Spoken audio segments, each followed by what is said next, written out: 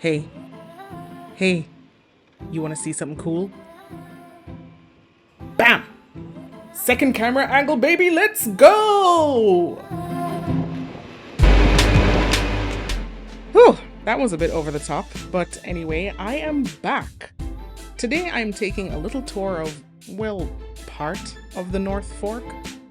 I will be riding out from Matituck, and instead of turning off and taking the highway, we will be taking the route towards Greenport, a seaside town steeped in a rich whaling history and known for its seafood. We will then head on over past East Marion and on to a familiar stop, Orient Point. And on the way back, I want to stop by an old curio I've been meaning to visit. So yes, I got a new GoPro. It has better stabilization, better color, shoots up to 5K, and has the ability to take a microphone via the media mod. I haven't gotten the mic yet, but next ride, I promise. I can now use the old GoPro as a handlebar POV. But before we go anywhere, we gotta get this boy some juice.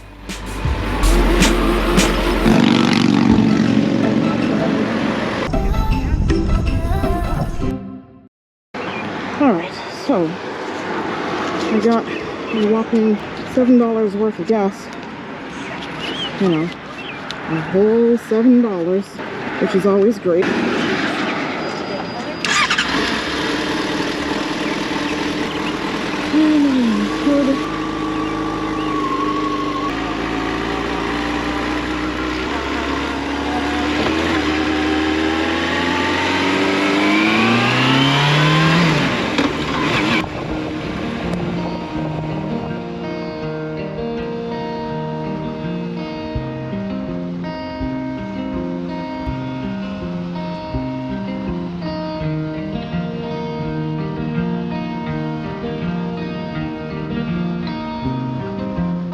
Now, the ride to Greenport along Route 25 does not offer as much opportunity for more spirited riding. It's a lot more chill.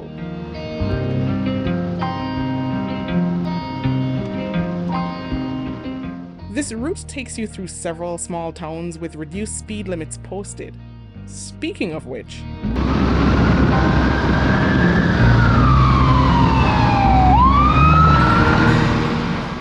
yo, Jano, I swore I was gonna be pulled over. Holy shenanigans. So the North Fork has an interesting history and currently boasts about 30 vineyards. But even though it is now mostly considered wine country, North Fork started out as a center for fishing, whaling, and agriculture. In centuries past, eastern Long Island, which comprises both the North and South Forks, was home to the peoples of the Algonquin Nation, the Korchogs, Shinnecocks, the Montaukes, as well as relatives of the Pequots and the Manhasset peoples. These are all names that survive today as a reminder of its Native American past. The area I just rode through is Cutchogue, named after the Korchog people. But if we've been following our history, you know what happened. Aw, yeah, my kind of people! I got the biker wave! This is one thing I love about motorcycle culture out here, getting the biker wave from other bikers. The first time I got one, I was so giddy. I felt like I was finally part of some secret club. The biker wave isn't something we really do in Jamaica, mainly because we drive on the other side of the road. Over here, the biker wave is a simple gesture of 2 fingers out on an extended left hand. The 2 fingers represent 2 wheels, just a sign of acknowledgement and respect. Jamaicans might not do this, but we will toot, nod, shout, or thumbs up someone if we want to hail them up, or we think that their bike just fell off. The main thing I love about this gesture is that you're getting a hail up from people who don't even know you, yet recognize you as one of their own. And as someone visiting from another country, that feels extra special.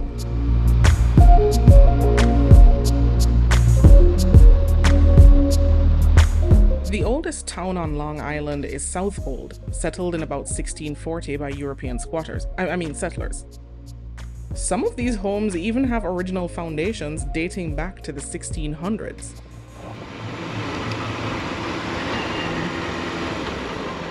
Oh, so this is where that cop car was headed.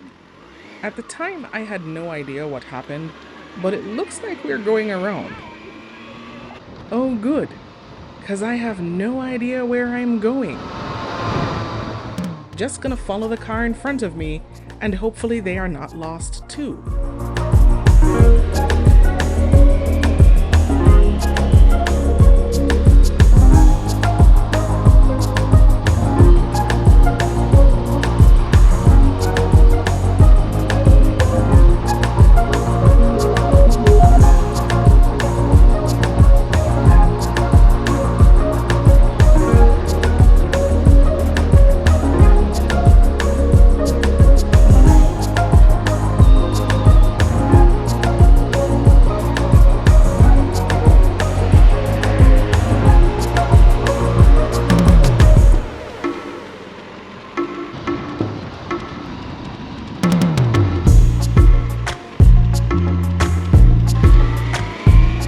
Huzzah! I'm back on track. Next stop, Greenport.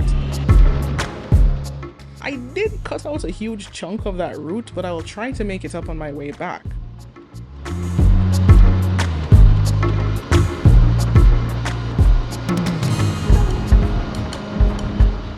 This is Greenport, a historic village first settled in 1682. The first village built here was called Winter Harbor, then Sterling and Green Hill, and was incorporated as Greenport in 1838. Greenport was once a whaling and shipbuilding village, and since 1844 has been the eastern terminal station on the North Fork for the Long Island Railroad. Greenport once had a fleet of over 20 whaling vessels. It was also once a huge oystering center, but when the oyster population declined, Greenport turned to tourism. I do believe there's even a 100-year-old antique carousel somewhere off to my right.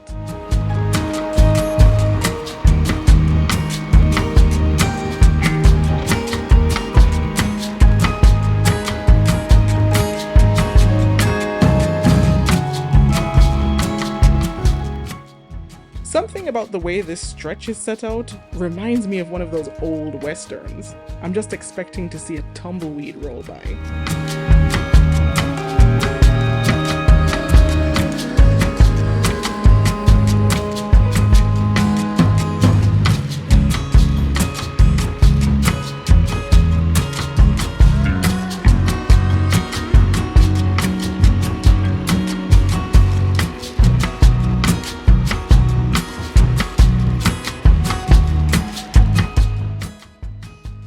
One Dege bike.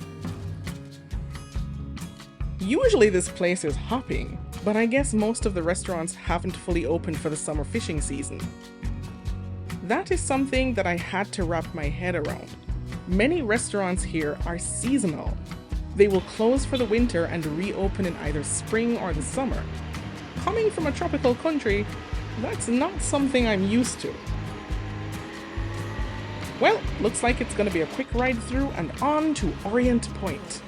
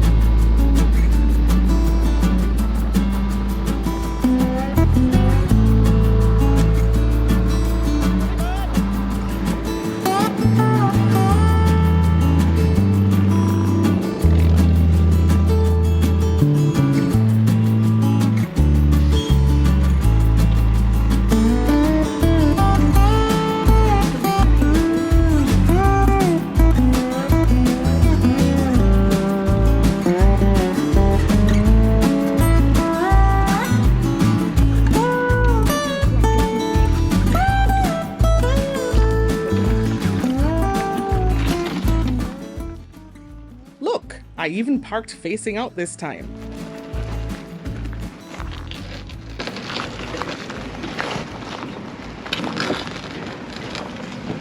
So, there we go.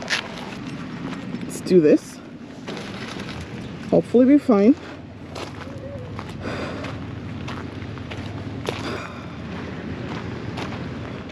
I took the opportunity to stretch my legs, looking at the big ferry and thinking what an adventure it would be to take it across to Connecticut. So, let's do this. I'm going to quickly change the battery on this because that's the one downside with this GoPro. The batteries don't last very long. I'm recording at 2K, 2.7K, and the batteries don't last very long, so I'm going to have to change that. I'll be right back. However, unlike my smaller Hero session, I can just swap in a fresh one. When the little session dies, it dies. But enough techno-gabbing, let's hit the road once more. I want to make sure the lens is clean. So, let's put him into...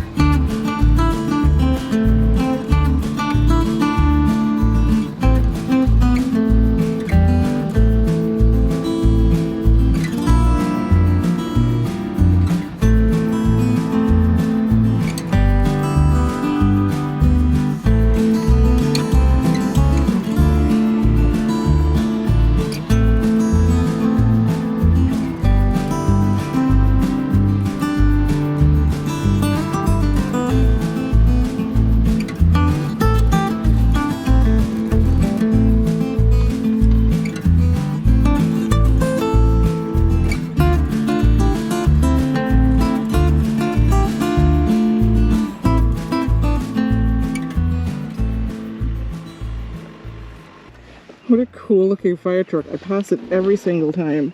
And I always say, hey, I'm going to stop and take pictures with it, but I never get around to it. Tell me if this isn't the coolest thing you've ever seen. This big guy is a 1950s era Seagrave fire apparatus. Yes, apparatus. He's located at Rocco's Caddyshack. In case you can't tell, I have a perhaps unusual appreciation for old cars and vehicles. There's something about the design, classic looks, and build quality that is absolutely fascinating to me. It's also amazing to see how far technology has come, and to see these old-timers still surviving in some form as heralds of the past. I wonder what stories this guy could tell.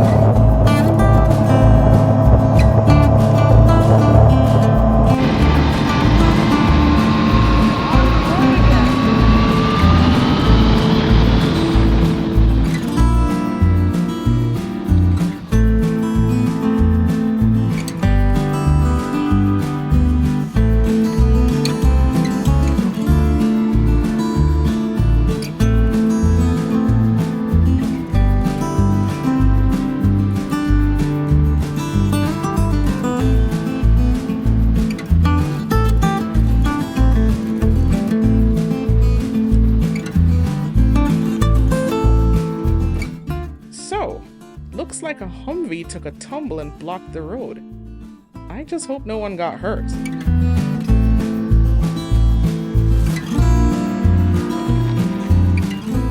I'm also hella annoyed that I'm now realizing I could have just turned here instead of going so far around before.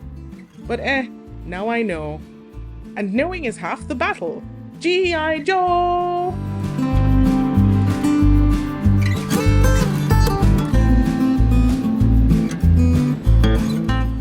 So that was my little ride around the outer North Fork.